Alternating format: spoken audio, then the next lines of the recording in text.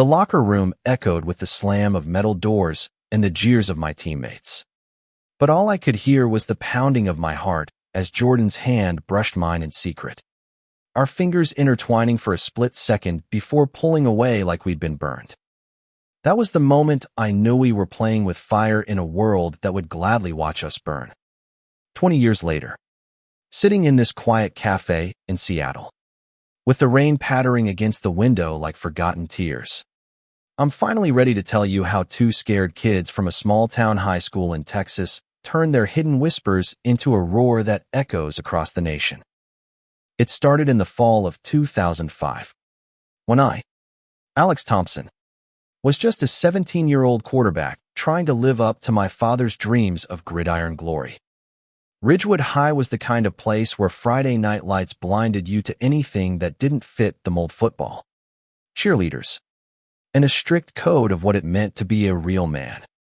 I had the arm, the charm, and the girlfriend everyone envied. But inside, I was crumbling. Then Jordan Hayes transferred in from Dallas. With his easy smile, sharp wit, and those eyes that seemed to see right through my facade. He was the new kid in art class, sketching portraits that captured souls, not just faces. Our first real conversation happened during a rain-soaked detention. Both of us punished for minor infractions, some for skipping practice, him for doodling instead of note-taking. As the storm raged outside, we talked about everything and nothing, our favorite bands, the pressure of expectations, the loneliness of feeling different. Jordan opened up about his parents' divorce, how it left him feeling unmoored. And I shared my fear of disappointing my dad, a former Marine who saw sensitivity as weakness. By the time the bell rang, something had shifted. We walked out together, shoulders brushing, and in that innocent touch, a spark ignited. Over the next weeks, our friendship deepened. We'd sneak off to the old oak tree behind the school during lunch, sharing sandwiches and secrets. Jordan's laugh was like sunlight breaking through clouds. And when he looked at me, I felt seen not as the star athlete, but as Alex, the boy who dreamed of more than touchdowns. But in Ridgewood, Texas, where church steeples outnumbered traffic lights, being different wasn't just frowned upon. It was dangerous. Whispers of fag echoed in the halls like threats, and stories of kids being disowned or worse kept us vigilant. Our first kiss happened under the cover of a homecoming bonfire, away from the crowd, the flames reflecting in our eyes as we leaned in, terrified and exhilarated. From that night on, our love was a clandestine operation: stolen glances in class, notes passed in lockers, midnight drives to the edge of town where we could hold each other without fear. Jordan's art became our sanctuary. He'd draw us as superheroes in hidden worlds, masks hiding our true selves from the villains of judgment. The tension built like a storm on the horizon. My girlfriend, Sarah, started noticing my distractions, and the team ribbed me about going soft. Jordan faced his own battles as mom, a devout Baptist, found a sketch of us and grilled him relentlessly, forcing him to lie. We promised each other we'd make it through senior year, then escape to college where we could be free. But freedom felt like a distant mirage. One afternoon, during a pep rally, I spotted Jordan in the bleachers. His eyes locked on mine, and in that moment of unguarded affection, everything shattered. It was Tommy Reynolds, the team's bully of a linebacker, who caught the look. "What's this, Thompson? Got a crush on the artsy fag?" He sneered loud enough for half the gym to hear. Laughter rippled through the crowd, but it felt like knives. I froze, my face burning, and in my panic, I laughed it off, shoving Jordan away when he approached later. "Back off, man," I muttered, the words tasting like poison. Jordan's eyes widened in betrayal, and he turned away, shoulders slumped. That night, he called me, voice breaking, "Alex, if we can't be us here, what are we?" We argued, tears mixing with accusations, until he hung up, leaving me in silence. The fallout was swift and brutal. Rumors spread like wildfire, notes in lockers calling us perverts. Graffiti on Jordan's car. My dad overheard the gossip and confronted me in the garage. His face twisted in rage.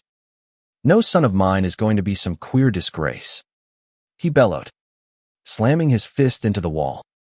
I denied everything, burying the truth deeper. But the damage was done. Jordan stopped coming to school for days. And when he returned, he was a shadow avoiding me, his sketches now dark and tormented.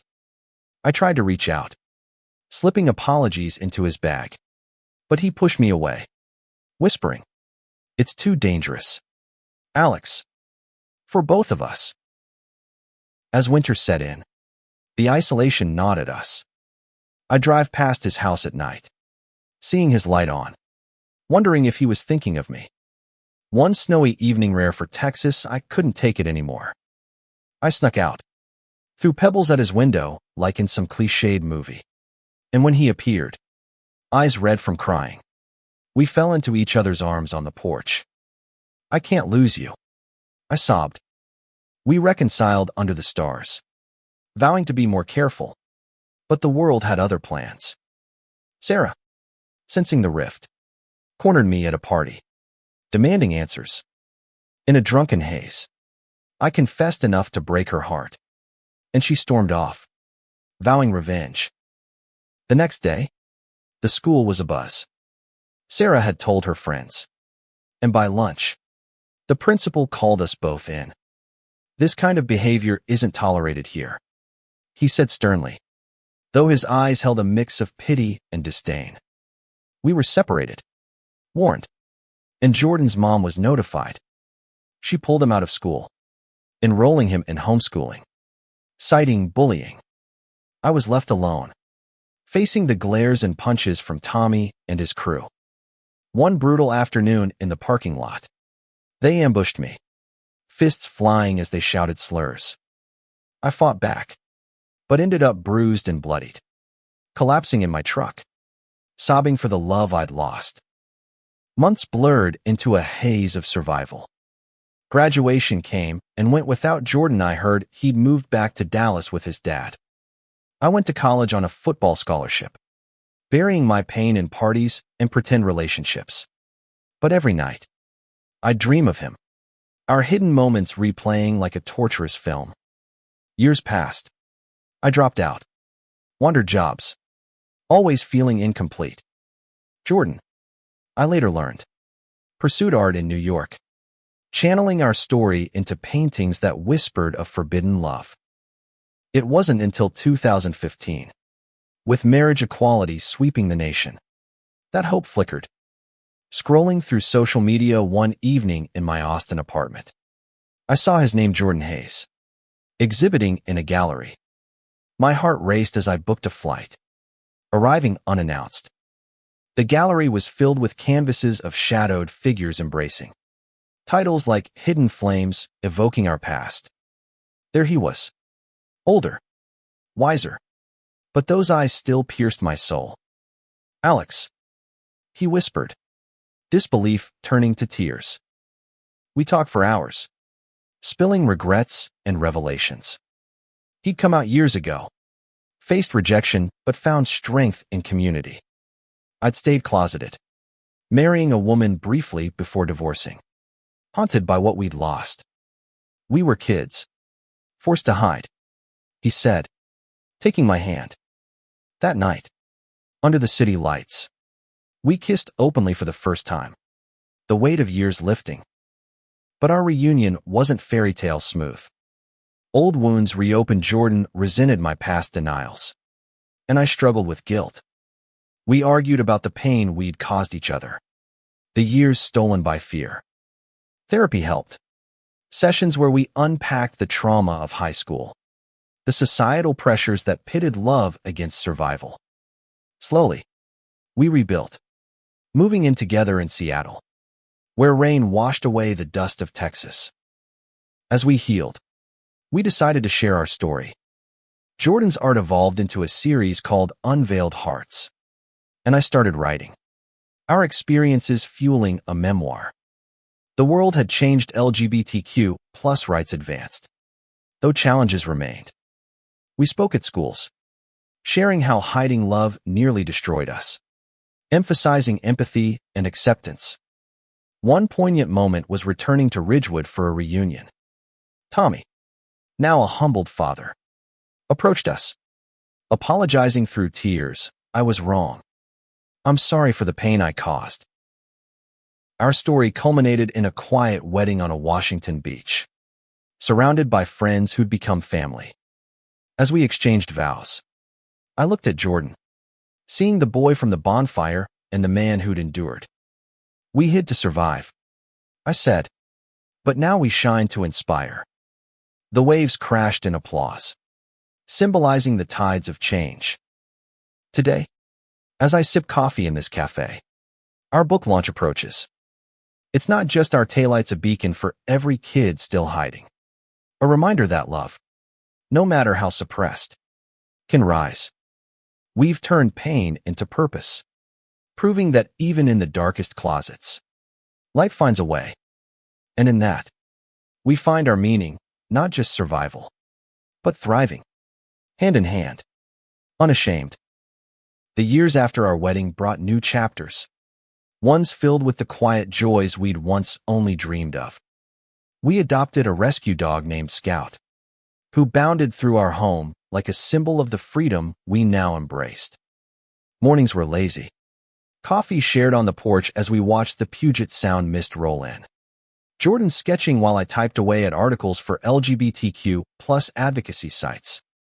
But echoes of the past lingered, reminding us that our fight wasn't over. News of anti-trans bills in Texas or hate crimes in the Midwest would pull us back, fueling our activism.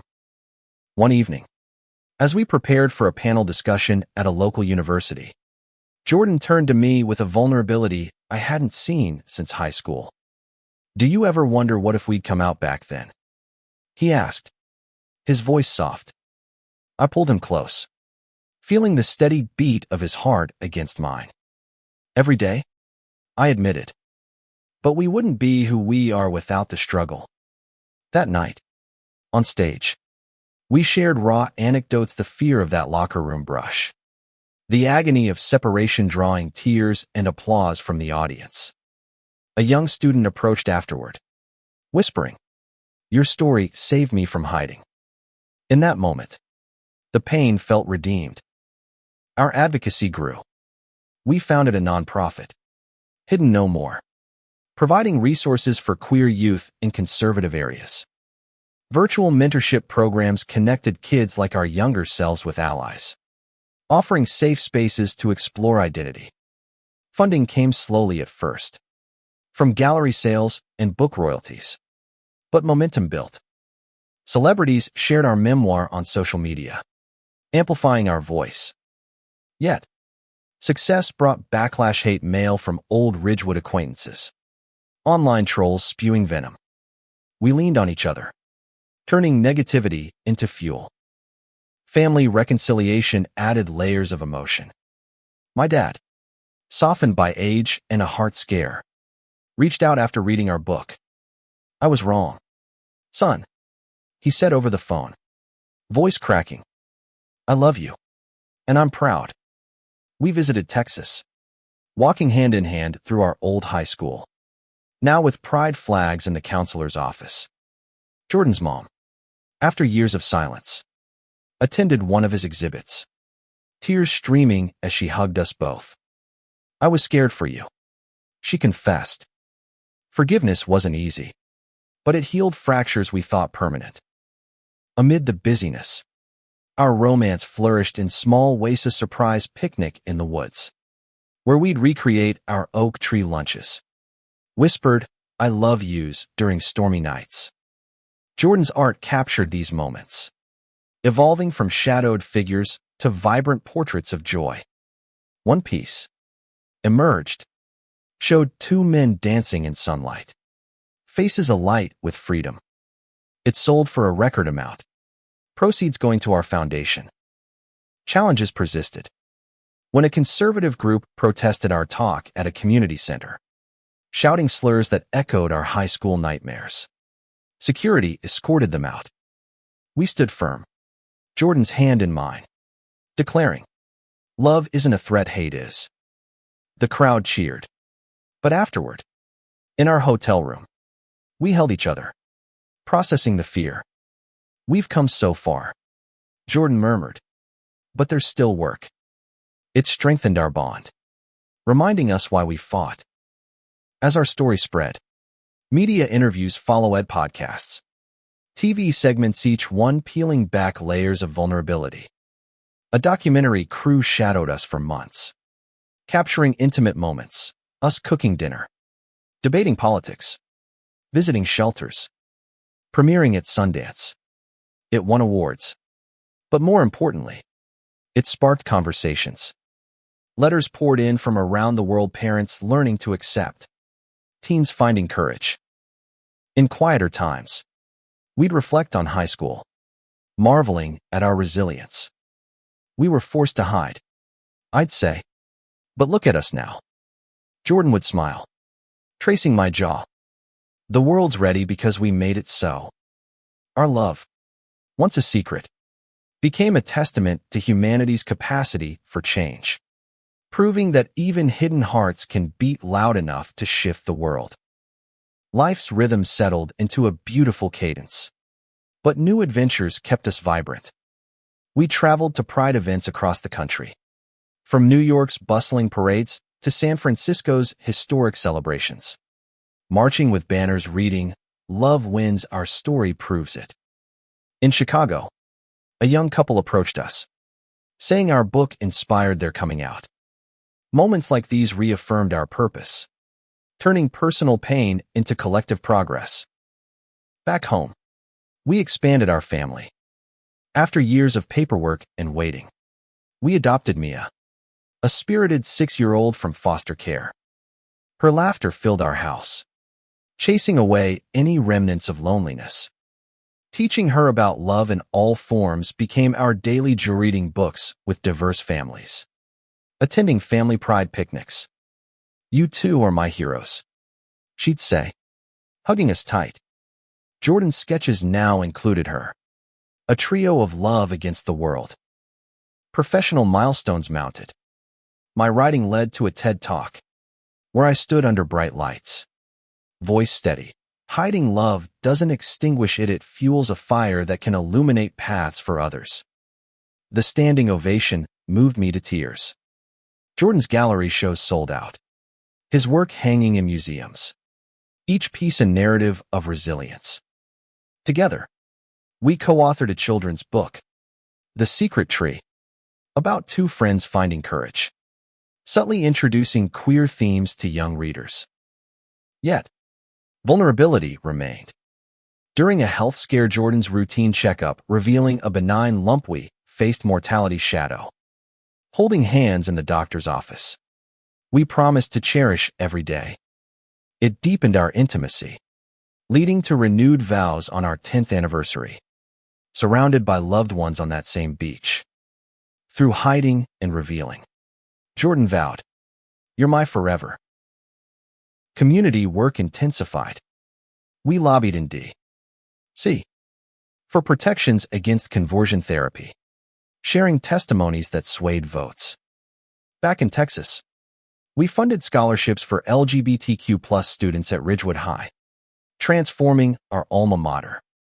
Alumni events brought closure, old classmates apologizing, sharing how our story changed their views. As Mia grew, she became our greatest teacher, her innocent questions prompting reflections on legacy. "Why did you have to hide?" she'd ask. We'd explain gently, emphasizing progress while acknowledging ongoing struggles. It inspired us to write a sequel memoir, focusing on parenthood and advocacy. In the end, our journey wasn't just about romance, it was a human story of endurance, empathy, and evolution. From high school shadows to global spotlights, we prove that love, when shared, multiplies.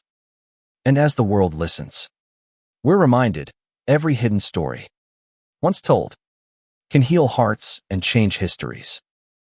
Our advocacy took us international. In London, at a human rights conference, we spoke alongside activists from countries where being queer meant imprisonment. Your courage inspires us, a delegate from Uganda said, clasping our hands. It humbled us, expanding our foundation's reach with global partnerships, sending aid and resources to persecuted communities. Domestically, we tackled education reform, collaborating with schools to implement inclusive curricula. Workshops trained teachers on supporting LGBTQ+ students. Drawing from our experiences, one session in Dallas reunited us with Sarah, now an educator herself. I'm sorry for the pain, she said over coffee. Your story opened my eyes. Forgiveness flowed, closing another chapter.